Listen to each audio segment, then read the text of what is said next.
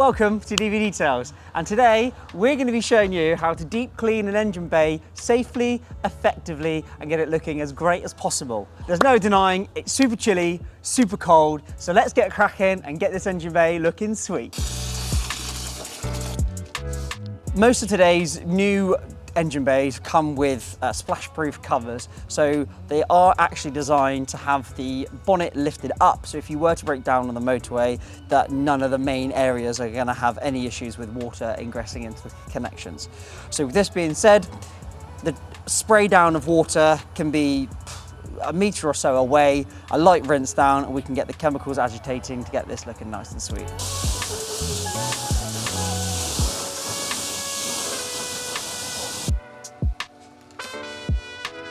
Citrus multi-purpose degreaser, use this absolutely everywhere, and what better way to use it is in the engine bay, which is nice and greasy.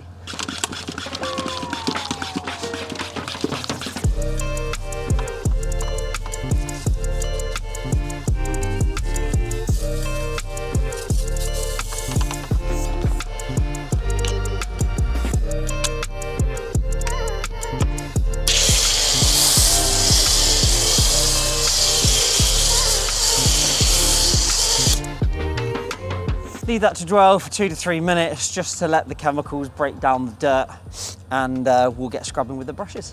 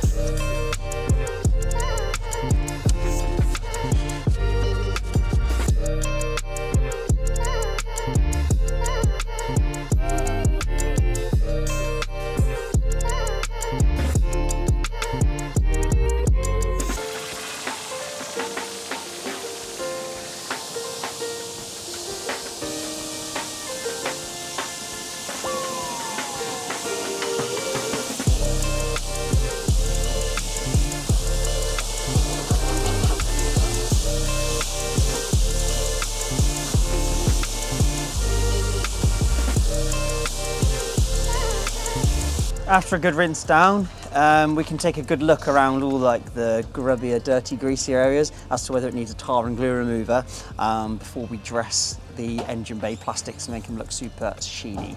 To be fair, we're really lucky it's actually a really clean engine bay. Thanks, Andy. My fingers. My fingers. It's a little bit too much for what, you know. Bless Andrew. I don't think he even wanted his engine bay clean, but he's getting it anyway. And a bit around there. Lovely. Final little rinse down. Spray of some Degreasing, and we'll let it dry and see the finished result.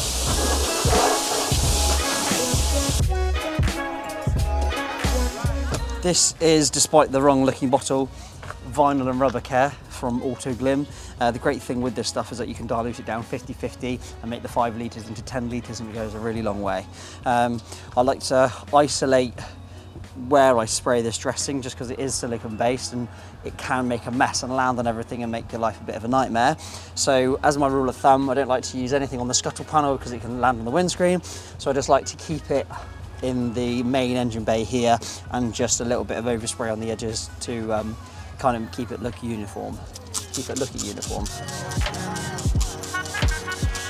It's also best to apply to a cool engine, and nice, even, uniform finish once it's dry. I like to spray on it when it's wet. I don't know why, I don't know what the maths are in it or the science is in it, but when the water evaporates with this product, it leaves it nice and uniform. So that's all done and dusted. Now the magic part is closing it, and we'll mop up all the excess product around the edges and stuff once it's all dry, and see what it looks like in about an hour's time. You need to chill. You need to chill. Just before we open the bonnet to see how the dressing has dried, I just thought I'd take a moment to give you guys a good opportunity to check out cadetailing.co.uk. They are the one-stop leading provider of all things car care, and if you use the code DBD, you'll get 10% off your first and returning orders. It's definitely going to need some mopping up of some excess product, but nothing we can't sort out.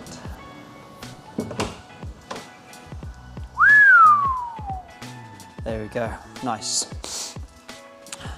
Bit of a fancy option, I'm going to blow dry all around the areas and give it a good old mop up, just so the finish is nice and uniform and that all the water is completely evaporated. If you haven't got one of these dryers, I recommend keeping the engine ticking over for 10 to 15 minutes to completely evaporate any water where it shouldn't be in the tricky areas.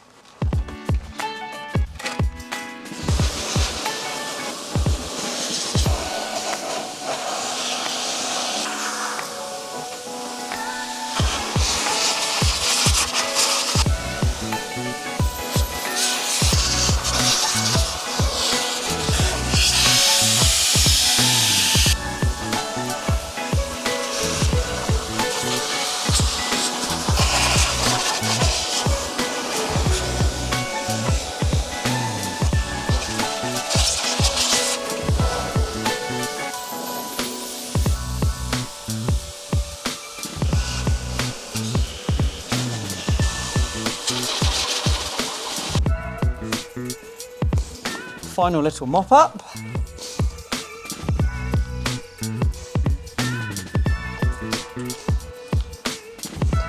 And then we admire the final result. Voila! Voila! Presto, clean engine bay. Nice, satin, clean. I can't be dealing with the super greasy, gloopy, shiny finish. That's just my opinion. Factory, it came out matte sheen, so let's try and get it looking as close to factory as we can.